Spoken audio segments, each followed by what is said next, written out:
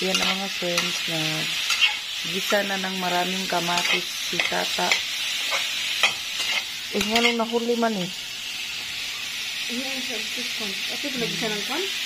Yan, lomo ang iyan yung sasog sa mango. Abusar sa kamatis kasi marami. Yan ang ating bagong kusinira ngayon.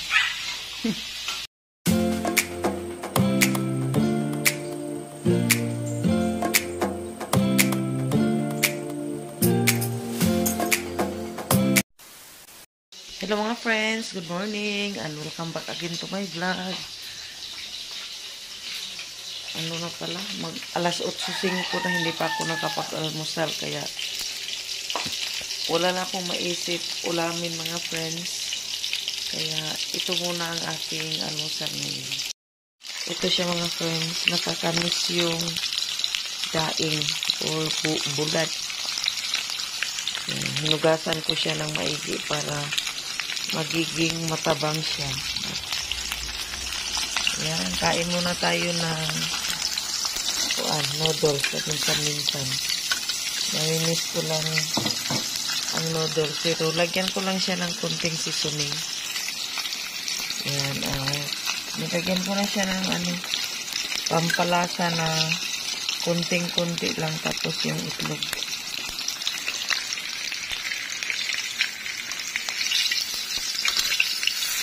Hindi pa kasi pumasok si tata.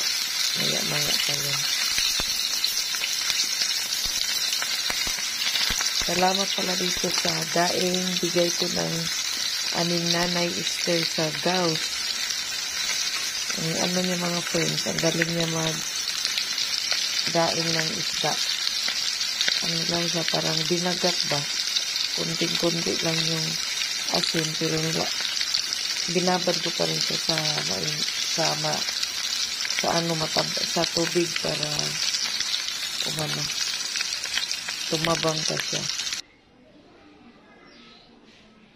Yan ang mga friends, ready na ang aking almusal. Ito. Yan.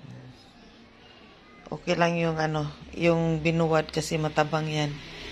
At yan, paminsan-minsan, kain lang tayo ng noodles paminsan-minsan, hindi naman siya masama pag hindi siya araw-araw. At maanghang tong sili.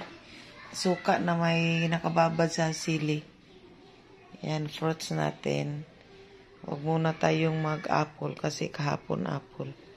Kain tayo.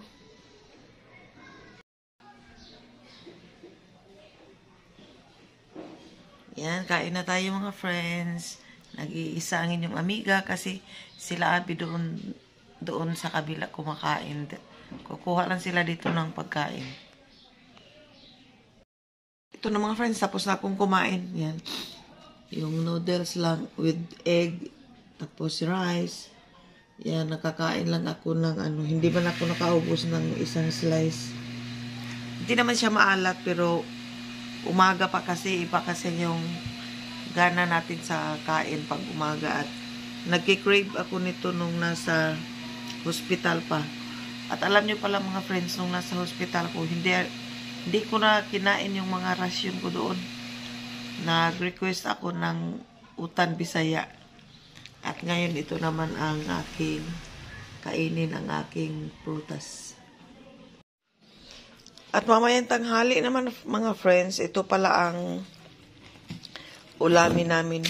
Ito pala yung yung malaking isda na huli doon sa aking lambat nung hindi pa ako nag-rye.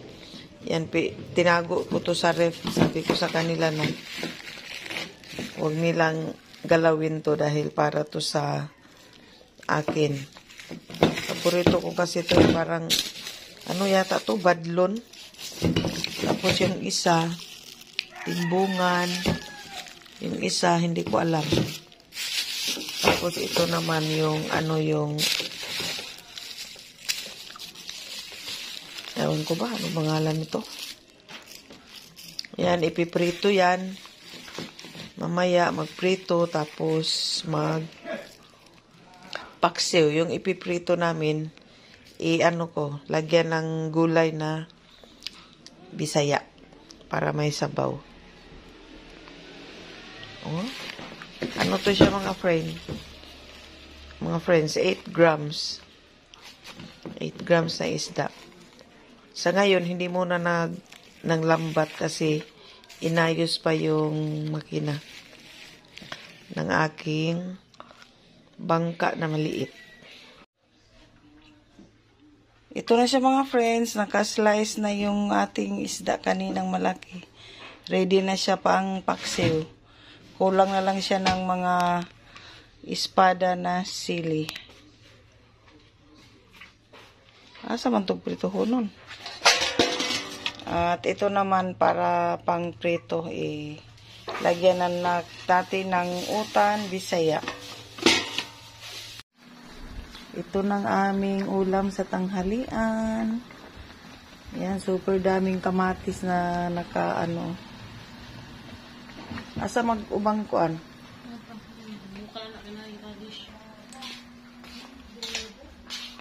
Ito yung ating gulay na galing sa garden. Yung radish at saka... Ano na nag-radish ato? Ano na pala to? Yung... Opo. Man good. Kanang sikwa. Sikwa. Talong at saka yung ating malunggay.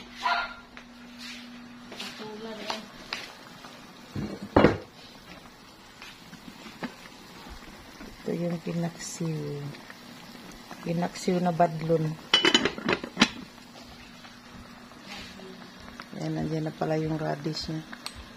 Nilagay namin yung 2 slice na ulo.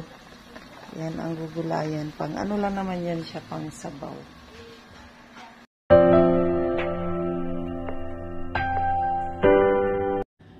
There is no way out. But he must have known this was a one-way journey.